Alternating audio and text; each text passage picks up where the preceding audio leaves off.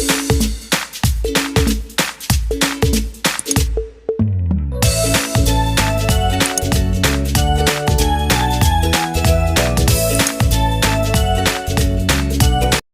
will telling about advantage of parallel combination of circuit in domestic wiring, यानी कि घरों में हमारा वायरिंग होता है तो उसमें पैरेलल कॉम्बिनेशन का क्या एडवांटेज होता है। तो फर्स्ट नंबर एडवांटेज है, if one electrical appliance stop working due to some defect then all other appliance keep working normally. अगर एक किसी डिफेक्ट के कारण एक अप्लायंस कार्य करना बंद कर दे तो अदर अप्लायंस जो है नॉर्मली अपना कार्य करता रहेगा। सेकेंड पॉइंट है, each electrical appliance have it's on switch, यानी कि हर एक इलेक्ट्रिकल अप्लायंस का अपना एक स्विच होता है। Each electrical appliance get same voltage as the power line supply, यानी कि प्रत्येक इलेक्ट्रिकल अप्लायंस है सबके पास समान वोल्टेज जाता है पावर लाइन सप्लाई से। फोर्थ पॉइंट है, overall resistance of circuit is reduced to which the current from the power supply is high, यानी कि अगर करंट हाई हो जाए तो सर्किट का जो रेजिस्टेंस है वो अपने आप क्या कर लेता है, रिड्यूस कर लेता है। हम लोग second type, disadvantage of series circuit from domestic wiring, यानी कि सेकेंड नंबर पे हम देखेंगे कि क्या क्या डिसएडवांटेज होता है जब हम सीरीज कॉम्बिनेशन में डोमेस्टिक वायरिंग को करते हैं। तो फर्स्ट है, in series circuit if one electrical appliance stop working due to some defect then all other appliance also stop, यानी कि किसी कारणवश अगर सीरीज कॉम्बिनेशन का एक अप्लायंस कार्य करना बंद कर दे तो बाकी सभी भी अपना कार्य करना बंद कर देंगे। सेकेंड पॉइंट है, all the electrical appliance have only one switch, यानी कि सभी इलेक्ट्रिकल अप्लायंस होते हैं एक ही स्विच से जुड़े होते हैं। थर्ड पॉइंट है, the appliance do not gate same voltage, यानी कि हर एक अप्लायंस को सेम वोल्टेज नहीं मिलता है जिसके कारण उनका करंट सेम नहीं जाएगा। हर एक अप्लायंस को सेम वोल्टेज नहीं मिलेगा पावर लाइन सप्लाई से। फोर्थ पॉइंट है, the overall resistance of the circuit increases too much due to which the current from the power supply is low, यानी कि ओवरऑल रेजिस्टेंस बहुत हाई हो जाता है जिसके कारण पावर सप्लाई, जो करंट का पावर सप्लाई होता है वो लो हो जाता है। अब हम लोग आगे factor affecting the resistance of a conductor, यानी कि कंडक्टर के रेजिस्टेंस को कौन कौन से फैक्टर अफेक्ट करते हैं वो हम देखेंगे।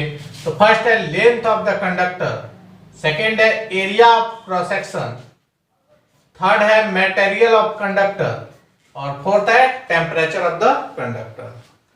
R इक्वल टू एक फॉर्मूला होता है, R equal to rho L by A, यानी कि रेजिस्टेंस जो होता है डायरेक्टली प्रोपोर्शनल टू L होता है और inversely proportional to area of cross section होता है।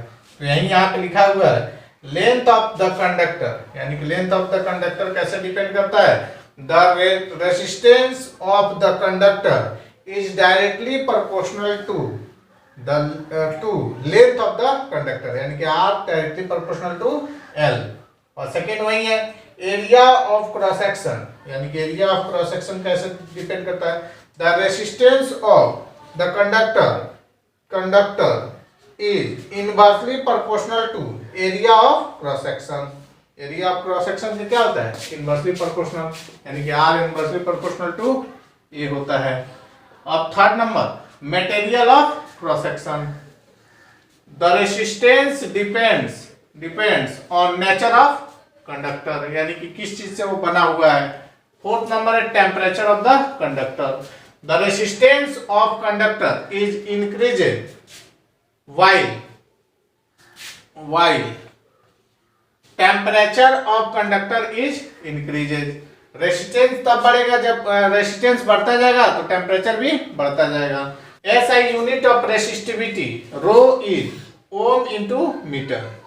अब हम कुछ लोग नोट पॉइंट देखेंगे, the resistivity of substance does not depend, ये बहुत ही इंपॉर्टेंट पॉइंट है, डज नॉट डिपेंड लेंथ और एरिया ऑफ क्रॉस सेक्शन, यानी कि रेसिस्टिविटी जो होता है लेंथ और एरिया ऑफ क्रॉस सेक्शन पे डिपेंड नहीं करता है, वो केवल मटेरियल ऑफ कंडक्टर पे डिपेंड करता है। Copper and aluminium wire form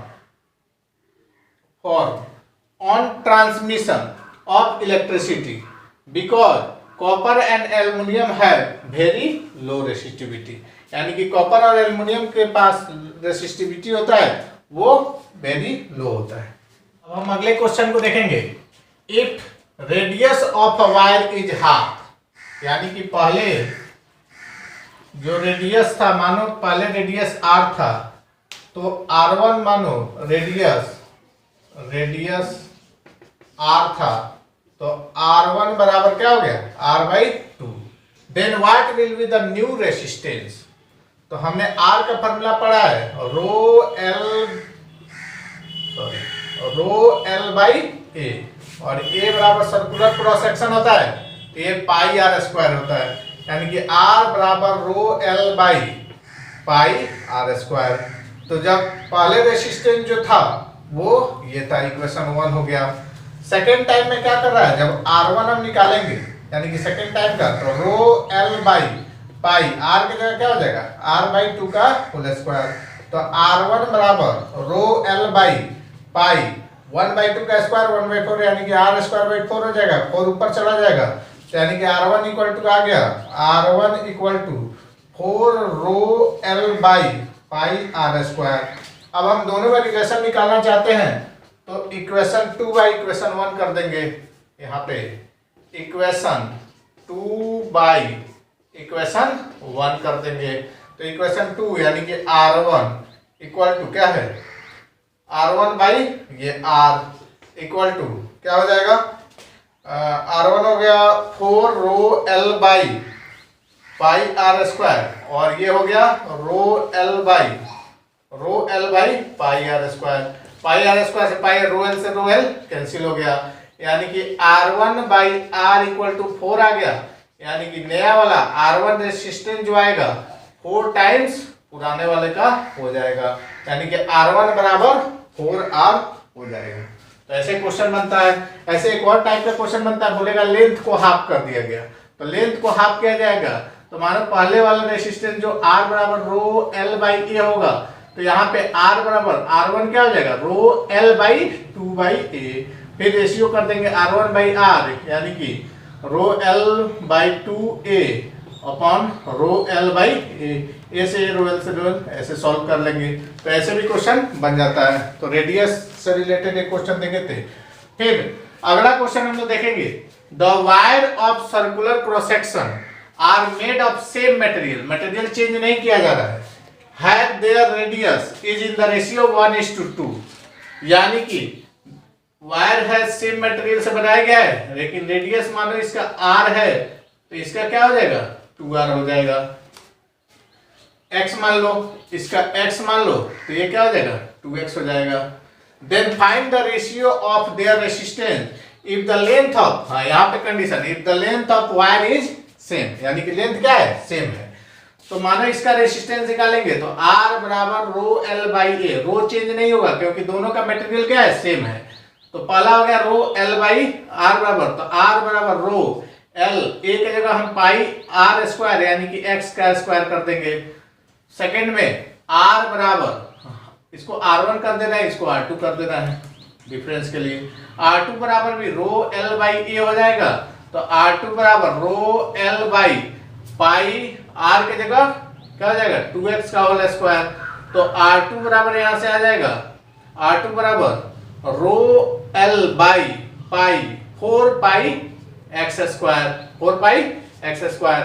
फिर हम क्या कर देंगे r2 बाई r1 कर देंगे, तो r2 बाई r1 करेंगे, चाहे r1 बाई r2 कर देंगे क्योंकि रेशियो सेम में लिया जाता है, r1:r2 दिया है, तो r1 बाई r2 करेंगे, तो रो L by pi x square by rho L by 4 pi x square, 4 pi square, ये रो एल से rho L cancel, fourth number पे जाता है वो पहले नंबर पे चला जाता है, यानी कि r1 by r2 equal to 4/1, यानी कि r1:r2 जो होगा वो हो जाएगा 4:1।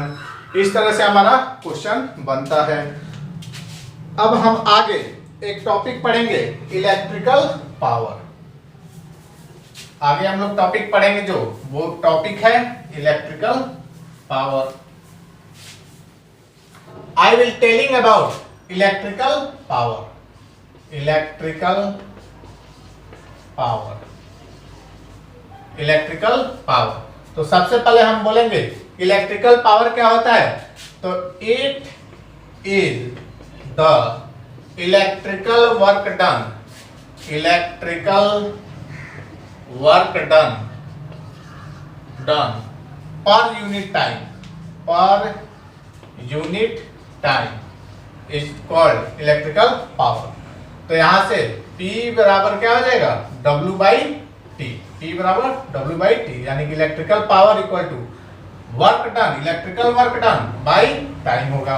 अब हम एक पढ़े हुए थे पोटेंशियल डिफरेंस, वो क्या होता था V बराबर W बाई क्यू होता था। तो यहां से W बराबर क्या हो जाएगा Q इंटू V हो जाएगा। W बराबर क्या हो जाएगा Q इंटू V। अब हम W के जगह पे Q इंटू V पुट करेंगे तो P बराबर Q into V by T हो जाएगा। अब ये पावर का एक और फॉर्मूला Q, V और T के टर्म में आ गया। फिर हम Q बराबर पढ़े हुए हैं, Q बराबर क्या होता है I इंटू टी होता है।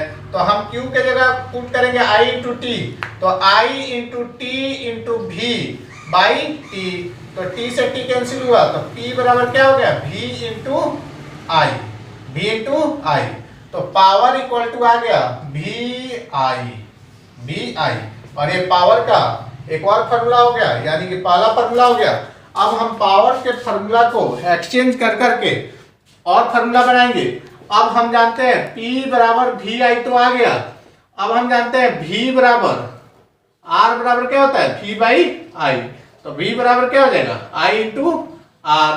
तो अगर हम V के जगह पे I इंटू R पुट करेंगे तो P बराबर हो जाएगा V के जगह I इंटू R पुट करेंगे तो I R इंटू I से I मल्टीप्लाई होगा तो I स्क्वायर R, यानी कि पावर का ये दूसरा फॉर्मूला हो गया P बराबर I स्क्वायर इंटू R।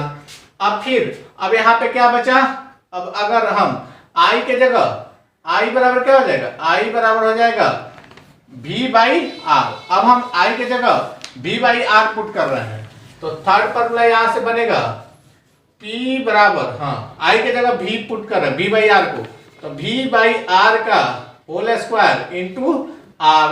तो P बराबर V का square V square by R square into R, R से R क्या हुआ कैंसिल हुआ, तो P बराबर क्या हो गया V square by R, V square by R। अब हम जानते हैं कि इलेक्ट्रिकल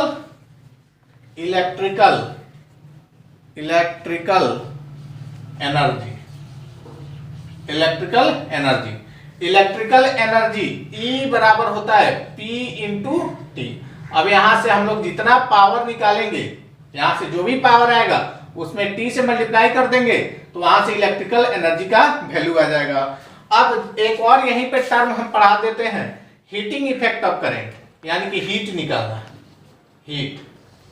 तो हीट भी होता है एनर्जी का फॉर्म होता है।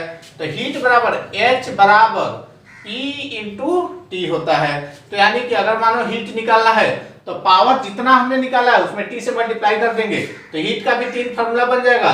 हीट बराबर P इंटू टी करेंगे तो यहाँ पे P VI है तो यहाँ पे क्या हो जाएगा VIT हो जाएगा। सेकेंड फॉर्मूला यानी कि I स्क्वायर आ रहा है पावर का वैल्यू, तो हीट बराबर हो जाएगा I square R into T. Third formula हो जाएगा हीट का, यहां से V स्क्वायर बाई R आया है तो हीट का थर्ड फॉर्मूला हो जाएगा V square by R into T. यहाँ पे हीट का भी फॉर्मूला। अब इसमें बहुत सारे क्वेश्चन बनते हैं, जैसे एक क्वेश्चन हम ले रहे हैं a radio set of 60 watt used for 50 hours how much electrical energy. तो ये क्वेश्चन लिखेंगे नहीं, यहाँ पे एक वर्ड्स में सॉल्व हो जाएगा। उस क्वेश्चन में सबसे पहले हमें देखना होगा कि क्या क्या दिया हुआ है, यानी कि वो रेडियो सेट है तो उसमें दिया हुआ है कि वो पावर जो है 60 वाट है और वो कितने देर तक चलाया जा रहा है, उसका टाइम जो दिया हुआ है वो टाइम दिया है 50 आवर्स, यानी कि 50 घंटों तक चलाया जा रहा है। तो हम जानते हैं एनर्जी बराबर क्या होता है P इंटू टी। तो पावर का टाइम ये तो 60 हो गया, लेकिन टाइम आवर में है तो इसको किस में चेंज कर लेंगे, सेकेंड में। तो 60 इंटू 60 यानी कि 60 इंटू 50 इंटू 3600 कर देंगे।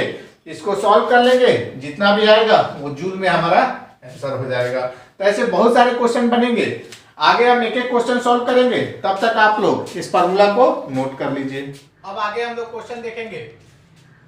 पीछे जो फार्मूला पढ़े थे उसको याद रखना है। याद कराने के लिए एक बार मैं और बोल दे रहा हूँ, P equal to V into I, P equal to I square into R, P equal to V square by R. हमने पढ़ा था E equal to P into T होता है और हीट बराबर भी P इंटू टी होता है। अब क्वेश्चन दिया हुआ है, what will B current drawn by an electric bulb of 40 वाट, यानी कि पावर कितना दे दिया है, P इक्वल टू 40 वाट दे दिया है और V इक्वल टू 220 वोल्ट दे दिया है। यहाँ पे V इक्वल टू 220 वोल्ट दे दिया है। अब इसमें पूछ क्या रहा है, करेंट पूछ रहा है। अब हम सोच रहे हैं P और V के साथ I निकालने का क्या फार्मूला होता है, तो P equal to V into I, यानी कि V और P दिया है, I निकाल लेंगे। सही फार्मूला लगाना अगर आ गया तो एक फार्मूला के बाद आंसर आ जाता है।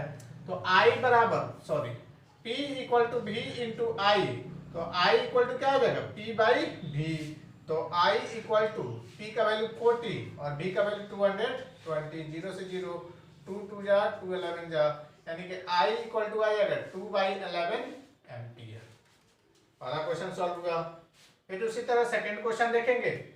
N electrical bulb is rated 220 volt and 100 watt. Electrical bulb होता है, उसके नीचे हम लोग देखते हैं यहाँ पे कुछ लिखा होता है।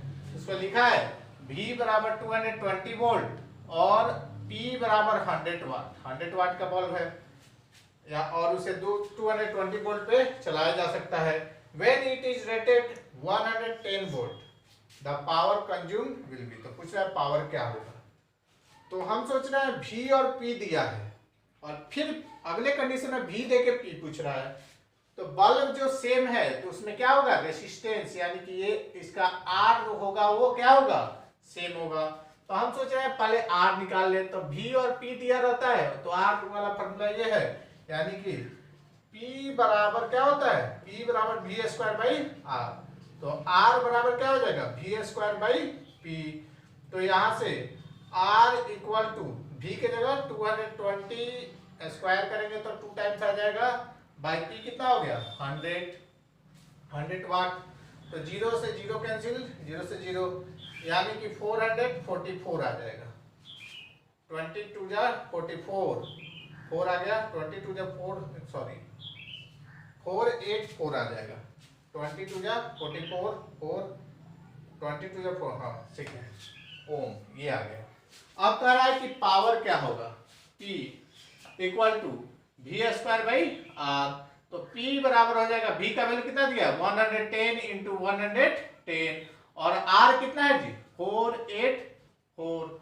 अब हम लोग इसको सॉल्व करेंगे। P बराबर 11 से कैंसिल होगा, 11 4 जा 44, हाँ 11 4 जा 44 और 4 आया, 11 4 जा 44, फिर 11 से जाएगा 11 4 जा 44, अब फिर 2 से कैंसिल कर दो, 2 5 जा, यानी कि P जो आ गया वो कितना आ गया 5 इंटू 5, यानी कि P बराबर 25 वाट। P बराबर 25 वाट। पावर का ऐसा यूनिट क्या होता है, वाट होता है। अब अगला क्वेश्चन देखेंगे। Calculate the energy transfer by 5 ampere current, 5 ampere current through a resistor of resistance 2 ohm for 30 minute. अब इसने एनर्जी पूछ रहा है, यानी कि एनर्जी E बराबर क्या होता है, P इंटू टी होता है। तो हमें पहले पावर निकालना पड़ेगा। तो क्या क्या गिवन है क्वेश्चन में, पहले उसको लिख ले रहे हैं। ऐसा ही बनाना है जैसे हम बोले गिवन लिखना है, लिख लेना है। रेसिस्टेंस 2 ओम दिया है और टाइम कितना दिया है 30 मिनट। तो 30 मिनट को हम लोग सेकेंड में चेंज कर देंगे, तो 30 इंटू 60, यानी कि 1800 सेकेंड आ गया, 1800 सेकेंड आ गया। अब हम लोग पहले P निकालेंगे। तो P बराबर I और R के साथ फॉर्मूला देखते हैं। तो P बराबर I स्क्वायर इंटू R होता है। आई स्क्वायर इंटू आर। आई का वैल्यू कितना है 5 का स्क्वायर इंटू आर का वैल्यू 2, तो 25 इंटू 2 यानी कि कितना आ गया 50 एम्पियर आ गया। अब हम जानते हैं E बराबर क्या होता है, E बराबर होता है P इंटू टी। तो P का वैल्यू तो आ गया 50 वाट, तो 50 इंटू टाइम कितना है 1800, तो मल्टीप्लाई करेंगे तो 5 8 जा 40, 5 1 जा 5 और 9 000, तो इतना जूल आ गया, यानी कि यूनिट टेंस 100,000 10,000 19,000 जूल आंसर हो गया। चैप्टर के लास्ट कंटेंट के बारे में पढ़ेंगे, heating effect of electric current. लेकिन उससे पहले एक छोटा सा पॉइंट जान ले रहे हैं, commercial unit of electrical energy is kilowatt hour, यानी कि जो हम बिजली बिल पे करते हैं तो उसका कमर्शियल यूनिट जो होता है वो पावर जो मेजर किया जाता है किलोवाट आवर में मेजर किया जाता है और उसको 1 यूनिट बोला जाता है। इस पे हम लोग क्वेश्चन करेंगे आगे, लेकिन लास्ट कंटेंट को अब पढ़ लिया जाए, heating effect of electric current. इसके बारे में हम पीछे भी बता चुके हैं, फार्मूला सब डिराइव कर चुके हैं, लेकिन यहाँ पे भी फार्मूला को दिखाया जाएगा। लेकिन हीटिंग इफेक्ट होता क्या है, when an electric current is passed through a high resistance wire like nichrome, the resistance of wire becomes very high, wire का रेजिस्टेंस जो होता है बहुत हाई हो जाता है, and produce heat, it is called heating effect of electric current. और यह प्रोसेस क्या कर रहा होता है, heating effect of electric current होता है। हीट बराबर पीछे हम बता चुके हैं P इंटू टी होता है, और P निकालने का 3 फॉर्मूला था, VI I square R V square by R, और सब में T से मल्टीप्लाई कर देंगे तो ये हीट का फॉर्मूला हो जाएगा। इस पे हम लोग बहुत सारा क्वेश्चन करेंगे। अब अगला टॉपिक पढ़ रहे हैं, application of heating effect of current, यानी कि हीटिंग इफेक्ट ऑफ करंट का क्या क्या एप्लीकेशन होता है उसको जानेंगे। तो सबसे पहले तो हम घरों में ही देखते हैं, electric iron, electric room heater, electric kettle, ये सब का यूज हम लोग करते हैं। सेकेंड पॉइंट है, the heating effect of current is utilised in electric bulb. Electric bulb में भी क्या होता है, हीटिंग इफेक्ट होता है, इसी कारण से लाइट प्रोड्यूस करता है। थर्ड पॉइंट है, टंगस्टन मेटल, जिसको W से डिनोट करते हैं, एटॉमिक नंबर 74 होता है, is used for making the filament of electrical bulb. Tungsten metal का भी यूज हम लोग फिलामेंट के रूप में करते हैं, क्योंकि उसका जो मेल्टिंग पॉइंट होता है बहुत अधिक होता है, 3300 डिग्री सेल्सियस होता है, जल्दी से वो मेल्ट नहीं करता है, यानी ज्यादा हीट प्रोड्यूस करने के बाद वो केवल लाइट देता है, मेल्ट करके खराब नहीं होता है। अब एक नोट पॉइंट देखेंगे, the electric bulb is filled with a chemical of an unreactive gas like argon. Electric bulb में एक अनरिएक्टिव गैस आर्गन को भरा जाता है। सेकेंड पॉइंट देखेंगे, the heating effect of electric current is utilised in electrical fuse. Electrical fuse में जो अगला चैप्टर है मैग्नेटिज्म, उसी में हम लोग इलेक्ट्रिकल फ्यूज के बारे में जानेंगे, लेकिन हीटिंग इफेक्ट का यूज इलेक्ट्रिकल फ्यूज के रूप में होता है, और ये हमारे हाउस होल्ड वायरिंग को क्या करता है, प्रोटेक्ट करता है। अब हम लोग एक क्वेश्चन लेंगे, a bulb is rated 200 volt and 100 watt, if 5 bulbs glows for 4 hours then find. First number है, what is the electrical energy consumed in kilowatt hour, और सेकेंड वन है, calculate the cost if the rate is 4.60 per unit. यानी कि question में क्या क्या दिया है, V दिया है 200 वोल्ट, और T दिया है 100 वाट, और T दिया है 4 आवर्स। तो सबसे पहले हम देखेंगे पहला क्वेश्चन में इलेक्ट्रिकल एनर्जी, तो इलेक्ट्रिकल एनर्जी E बराबर क्या होता है, P इंटू टी। अब किलोवाट आवर में चाहिए, तो वाट को हम लोग क्या करेंगे, किलोवाट यानी कि 1000 से डिवाइड कर लेंगे, किलोवाट में चला गया, तो E बराबर 0.1 इंटू टी का वैल्यू कितना है 4, यानी कि 0.4 किलोवाट आवर। ये एक बल्ब के लिए हुआ, लेकिन ऐसा कितने बल्ब जलाए जा रहे हैं, 5 बल्ब, तो total energy equal to 0.4 into 5, यानी कि 4 5 जा 20, कितना आ जाएगा 2 किलोवाट आवर आ जाएगा। ये तो पहला क्वेश्चन हो गया, फर्स्ट क्वेश्चन हो गया। अब सेकेंड क्वेश्चन में बोल रहा है कि 4.60 पर यूनिट के कॉस्ट से कितना टोटल कॉस्ट आएगा। तो कॉस्ट इक्वल टू, हाँ तो कॉस्ट यूनिट के हिसाब से लेंगे और हम जानते हैं 1 kWh 1 kilowatt hour equal to 1 unit होता है। तो यहाँ पे कॉस्ट इक्वल टू जितना कॉस्ट दिया उसमें टोटल यूनिट से मल्टीप्लाई कर देंगे। 2 किलोवाट आवर है यानी कि 2 यूनिट है, तो 2 इंटू 4.60 यानी कि 2 6 12, 2 4 8 और 1 9, यानी कि 9.2 रुपीज आंसर आया। फिर एक और क्वेश्चन देख रहे हैं, सेम टाइप का क्वेश्चन है। A refrigerator having a power rating 350 watt, solution यानी कि P कितना दिया है 350 watt. It works for 10 hours, T दिया है 10 hours in a day. Calculate cost of electric energy to operate it for a month of 30 days, यानी कि 30 दिन का महीना है और उसमें लास्ट में पूछ रहा है कि उसका बिल का कितना पेमेंट करना पड़ेगा। तो पावर जो वाट में दिया है तो किलोवाट में चेंज कर ले रहे हैं, 1000 से डिवाइड करेंगे तो 0.35 किलोवाट हो जाएगा। तो सबसे पहले एनर्जी निकालेंगे और एक दिन में कितना देर चलाया जा रहा है 10 आवर्स, 10 आवर्स चलाया जा रहा है। तो सबसे पहले हम निकालेंगे एनर्जी, तो E बराबर क्या होता है P इंटू टी। तो E बराबर पावर कितना है 0.35 और टाइम 10 आवर्स, तो यानी कि एक दिन का एनर्जी 3.5 किलोवाट आवर हो जाएगा।